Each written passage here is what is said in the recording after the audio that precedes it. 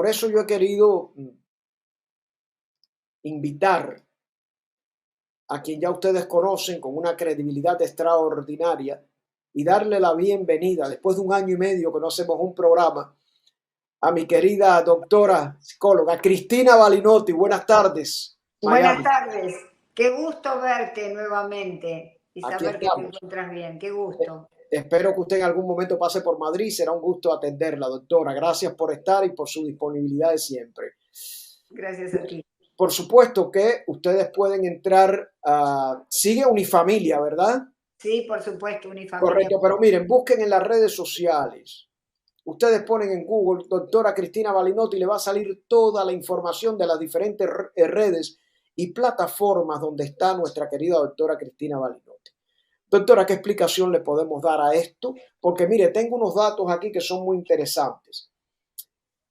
Yo estoy a favor de la segunda enmienda con el porte de armas. No quiero decir que yo estoy a favor, pero en Estados Unidos hay 120 armas por cada 100 personas. Ninguna otra nación tiene más armas civiles que personas. Hay 393 millones de armas en Estados Unidos en poder de los civiles, del total de 857 millones de armas civiles disponibles en el mundo. El 46% del arsenal civil mundial está en Estados Unidos. Pero yo creo que hay más. Yo creo que el problema va más allá. Y quiero su interpretación y análisis. Doctora Cristina Balinotti, adelante y bienvenida. Bueno, como toda conducta humana, como todo fenómeno humano, las causas son múltiples, es decir, todo fenómeno humano es multifactorial. Por supuesto que las armas tienen que ver, pero tenemos que tener en cuenta en la ecuación la cultura en la que estamos, la época histórica en la que nos encontramos, que es la posmodernidad o modernidad líquida, y también la vulnerabilidad de los individuos o el estado mental de los individuos que cometen este tipo de atraco, ¿verdad? Este tipo de actos. Desde el punto de vista de la cultura, sabemos que Estados Unidos es el primer país que ha exportado el asesinato así masivo, ¿verdad? Por lo tanto, aquí es la sede donde ocurren estos fenómenos. Después está el estado de la cultura actual que nos lleva a estar cada vez más solos, más desligados unos de otros. Y sabemos que la soledad es muy mala para la mente del individuo, para las emociones. Estamos desconectados de nuestros padres, de nuestra familia, los hijos ya no tienen la supervisión que tenían antes o que tienen en otros países. De modo que esto también es una causa. Luego el estado mental del joven que comete este tipo de hechos. Hay personas que realmente cursan enfermedad mental, no han sido diagnosticadas, o algunos que sí son diagnosticados, medicados, pero abandonan la medicación. Están también las familias sociópatas, las familias acostumbradas a dirimir sus problemas, a solucionar sus problemas con la violencia, con los gritos, los empellones, y llegan a este tipo de actos, ¿verdad? ¿Por qué? Porque es la manera en que ellos entienden resolver los problemas o aproximarse a la realidad. Por ejemplo, no me gusta determinado grupo social o determinada institución y entonces arremeto contra ella. O sencillamente me estoy lleno de ira, lleno de violencia, estoy muy frustrado y entonces se comete un atraco al azar, digamos. Doctora, hay diferentes niveles de salud mental porque puede ser problemas de salud mental taras que vienen endémicos de la familia, de la persona. Hay otro tipo de salud mental que es el resultado de la frustración, del estrés con que vivimos, de la insatisfacción a nivel familiar, económico. Hay diferentes niveles que coadyuvan a este tipo de violencia. Por supuesto, como decíamos al principio, esto es multifactorial como toda conducta humana. De modo que sí, en efecto tiene que ver. Hay individuos vulnerables a problemas sociales, vulnerables, ¿por qué? ¿En qué sentido? No pueden soportar el estrés de una situación económica que no es buena para ellos, no pueden soportar el estrés de la enfermedad de un ser querido, son muchos factores, entonces que los pueden llevar a estos actos, ¿verdad?, agresivos. Y son actos en muchos casos, de asesinato suicidio, ¿verdad? O homicidio suicidio, o suicidio homicidio. Hay muchas variables para analizar en ese tema, pero aquella persona que mata a alguien sabe que es capaz de poder matarse a sí mismo, que así se llama, por supuesto, el suicidio, es matarse a sí mismo. Por lo tanto, que a veces cuando la violencia es demasiada y se junta dentro de las emociones y de la mente del individuo, entonces se dirige hacia afuera y luego, como no es suficiente, se dirige también hacia adentro. Hay otros casos que, por ejemplo, individuos muy depresivos que quieren suicidarse y no quieren dejar a los seres que aman, porque piensan que los seres que se quedan aquí van a ser muy infelices. Entonces deciden matarlos y después suicidarse. Pero, Va a decir que son muchas las causas. pero eso, fíjese, qué interesante conversar con la doctora Cristina Balinotti, que ustedes pueden encontrar en unifamilia.com o entren en Google y ponen doctora Cristina Balinotti, porque yo no había escuchado eso. Y eso es interesante. O sea, hay un perfil del homicida suicida que él quiere suicidarse, pero antes mata a los más cercanos en un acto, me parece a mí, de egoísmo, pensando Total. que es de egoísmo y egocentrismo, pensando que esas personas, esos familiares, no van a sobrevivir sin él. Claro, estamos hablando de alguien que tiene una depresión clínica, ¿verdad? Que es pasible de medicación, debe ser medicado, porque se encuentra en un pozo tan grande, tan profundo de amargura, que ve todo negro y que desde ya ve que no quiere separarse en realidad de esos seres, y entonces se los lleva con él de alguna manera. Y piensa que van a ser infelices sin él también. Digamos, cuando estamos frente a un individuo con una depresión subclínica que no necesita medicación, que es una tristeza profunda, que está solo cuando hablamos, está un poquito deprimido, pero no tiene que ir al psiquiatra para que lo mediquen, porque eso se le puede pasar. En ese caso sí puede ser un acto egoísta y un acto altamente egocentrista, mutualista y narcisista. Es decir, bueno, yo sin mí no van a poder vivir, entonces los elimino a ellos y me elimino yo mismo. Porque también en el narcisismo y en el egocentrismo hay un foco de depresión muy grande. No son individuos tan seguros de sí mismos como pensamos, son individuos que por el contrario tienen una autoestima muy baja y pueden llegar a este tipo de actos contra sí mismos y contra los demás que aman o que Doctora, pero presuntamente aquí están sugiriendo en el chat también que el público la está escuchando a usted detenidamente como siempre. No puede ser también, no se puede catalogar como un acto de cobardía. En realidad podríamos analizarlo desde varios ángulos. Sin duda, a simple vista es un acto de cobardía, pero el hecho, desde ya no le podemos llamar valentía, porque la valentía es algo que se conecta con otras conductas. Valentía para salvar a alguien, valentía para salir adelante.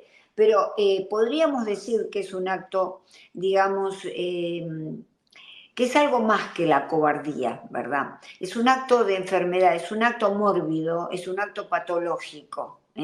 Entonces, la cobardía la tienen individuos que están sanos de pronto, pero el que se suicida y el que mata a otro en ese suicidio, en ese acto, en realidad tiene un tipo de patología. Entonces es un acto mórbido. Si quieren, es una cobardía mórbida, pero no la cobardía que pudiéramos aplicar a una persona normal, digamos. Normal quiere decir sin enfermedad mental.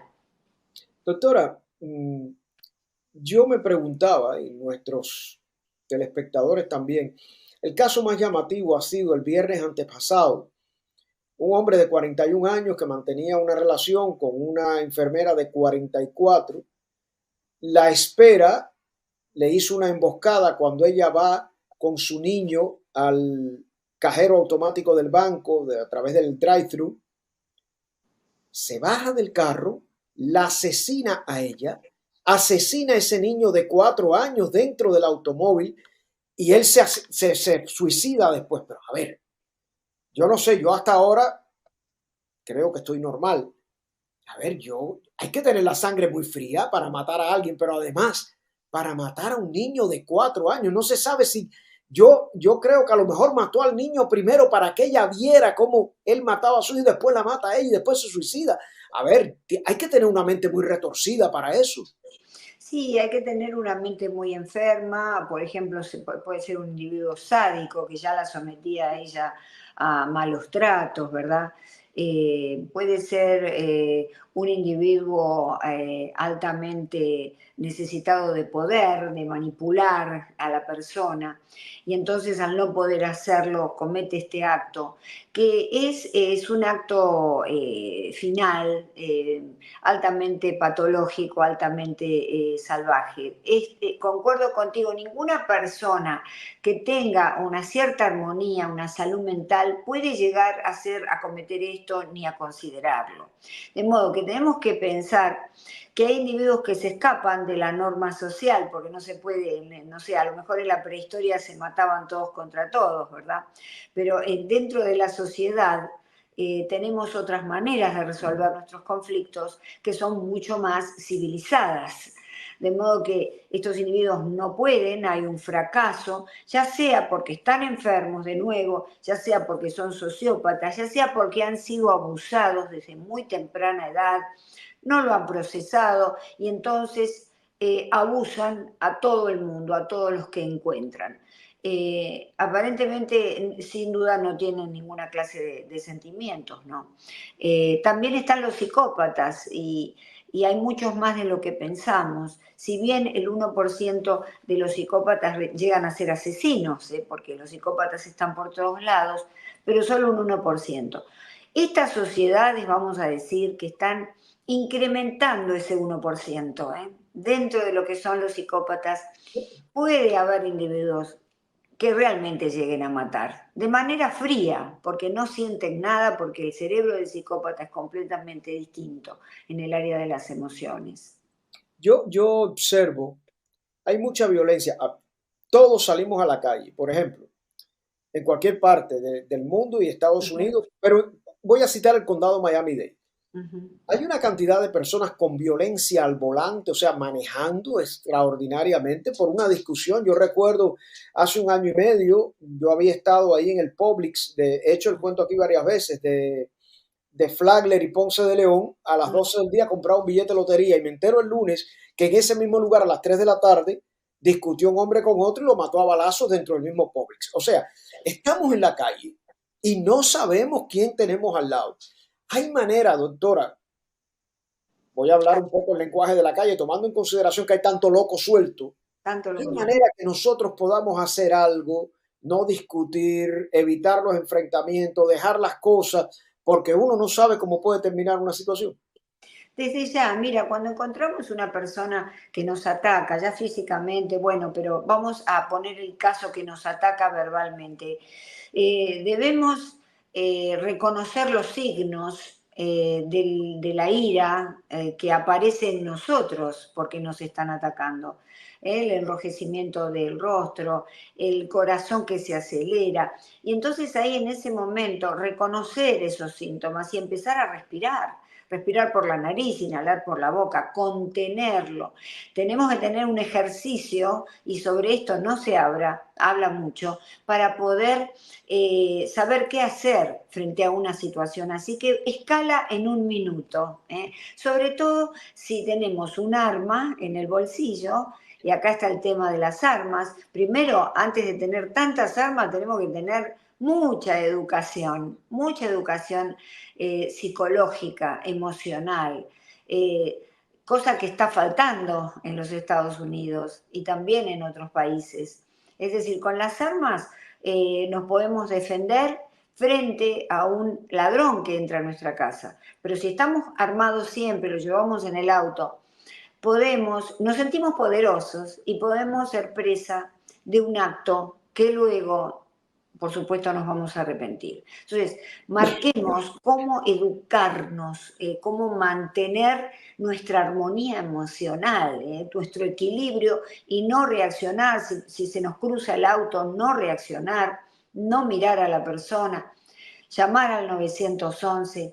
Estos son los mejores consejos que hay, porque estamos en una sociedad que de nuevo, está deshumanizada. Entonces, es como que, y el contrato social que todos tenemos que tener, tú sabes, ¿no? Desde Rousseau hasta la fecha hay un contrato social que indica cómo nos tenemos que tratar para no matarnos como especie. Ese contrato social está fracasando, lamentablemente. Y entonces la violencia va escalando cada día más y vemos que se instala en el corazón de muchas personas como una manera de resolver los problemas. Pero en realidad no sabemos que generamos más aún. Por eso desde la escuela hay que educar y desde el hogar a los hijos. Claro. Pero respecto de primero mucha educación y después sí, bueno, podemos tener armas para defendernos desde ya. Doctora, la base está, porque fíjense, los creyentes dicen que es la ausencia de Dios. Los que están contra las armas dicen que es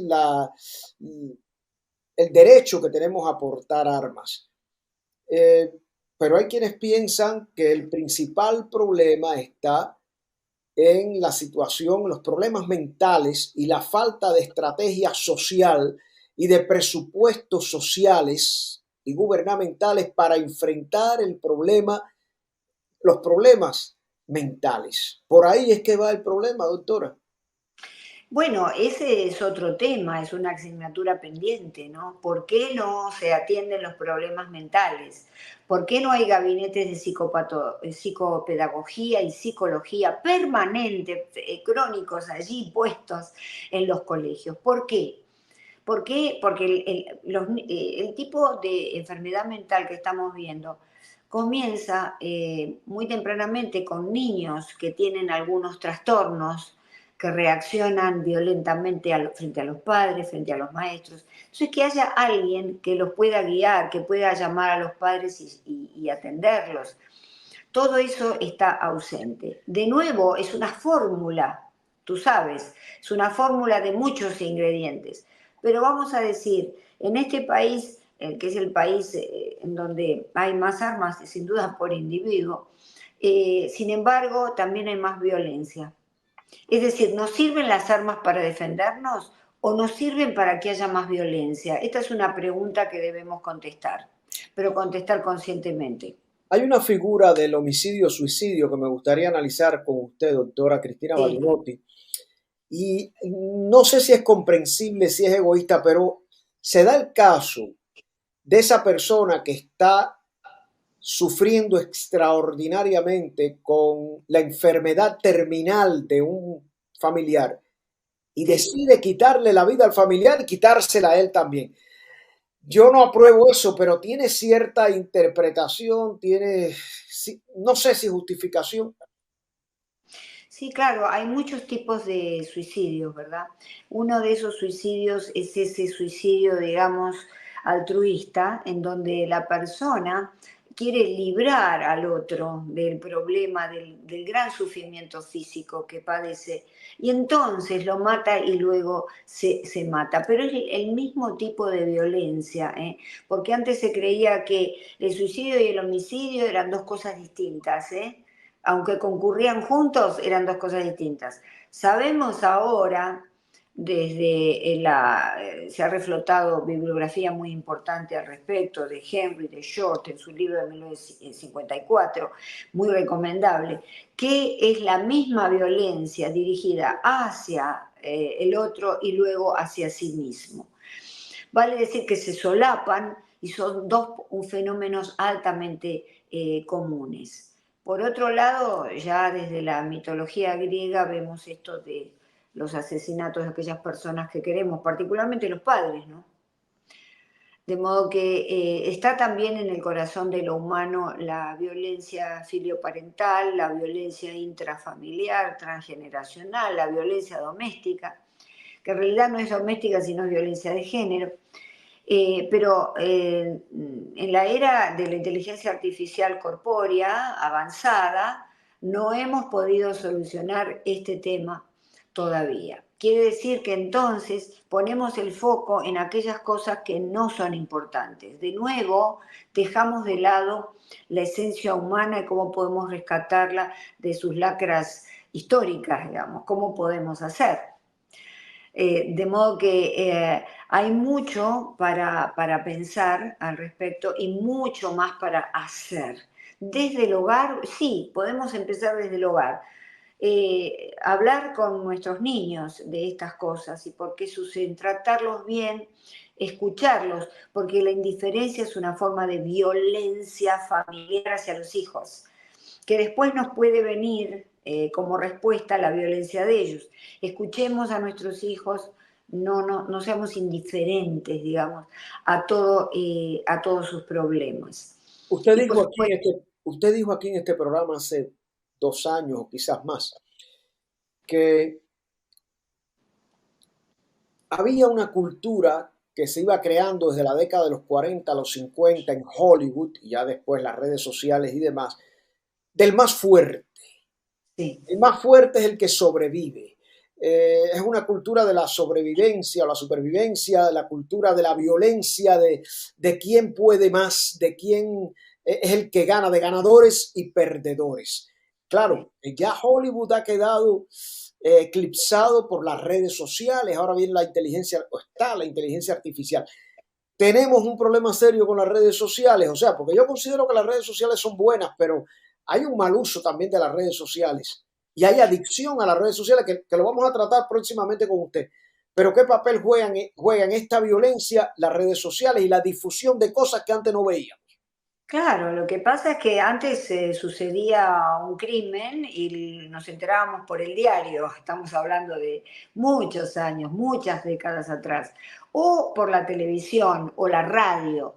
Pero ahora las redes sociales operan como una caja de resonancia de todo eso. Y entonces nos intoxican el cerebro, nos impactan tanto a los jóvenes como a los adultos. Por eso yo aconsejo revisar las noticias a la mañana, elegir un medio por esa que a uno le guste, porque si no nos estamos intoxicando constantemente, a la mañana, al mediodía, a la noche. Y nuestro cerebro no está programado para este tipo de conductas, ¿verdad? No está programado para ver estas imágenes violentas de manera constante y que también pueden ser responsables, sin duda, de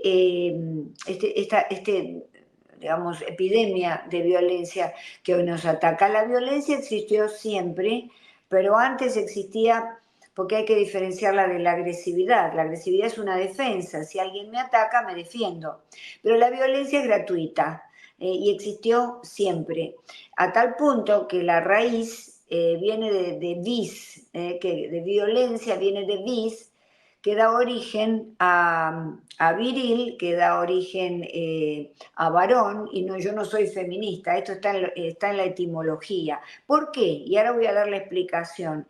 Porque en el origen de los tiempos, el hombre, que es más fuerte que la mujer, sin duda, era el que agredía o era el que ejercía violencia. De modo que tenemos que analizar este tema de la violencia gratuita. La agresividad es otra cosa y son dos términos que se confunden mucho. Doctora, le quiero agradecer que regresando de un viaje esté con nosotros. Vamos a programar, no le puedo decir el día porque como están las noticias, las informaciones, planificar es imposible. Yo le avisaré con tiempo. Para el próximo tema que vamos a tratar va a ser la adicción a las redes sociales. Estupendo tema. Un tema buenísimo, a no ser que pase algo antes, porque usted sabe. Sí. Disfrute su tarde, muchas gracias. Primer encuentro del año, no será el último, con la doctora Cristina Balinotti, que ustedes pueden encontrar en unifamilia.com. Y si no, vayan a Google y pongan Cristina Balinotti con doble T y ahí van a encontrar todas las plataformas y redes. Y con H, Cristina es con H. Ay, Dios mío. No, no, lo mío. A ver, No, no, déjeme. no te preocupes. No, pero déjeme cambiar. No, no, no, es que Sí, yo ahí sí. es Yo con tengo. H porque si no, no aparece. Claro. A ver, a ver, a ver, a ver, a ver. Espere, déjeme cambiar yo aquí porque si no, pero con usted aquí lo hago. A ver. Cristina, la H entre la C y la R. Exacto. A ver, a ver, a ver, a ver. Es que yo estoy disléxico, doctora, créame. No, Ahora sí creo que ya. Así está bien. está perfecto, sí, sí, sí. Sí, está Perfecto. Bien. perfecto. No, no, para nada. No, es que se equivoca mucho porque, claro, No, mi no, no, nombre, pero es por que eso yo. puse No, pero yo creo que al unifamilia.com. poner Balinotti ya, usted es única, ese apellido es muy, muy, muy, o sea, muy Sí, sí, en puntual. efecto. Y por lo menos quizá en Argentina hay mucho Balinotti, pero acá no hay tanto, no hay tanto. Ah, Doctora, claro. muchas gracias. Un abrazo para usted y familia. Un abrazo grande. Gracias Gracias. por estar con nosotros. La doctora Cristina Balinotti acompañándonos directamente desde Miami.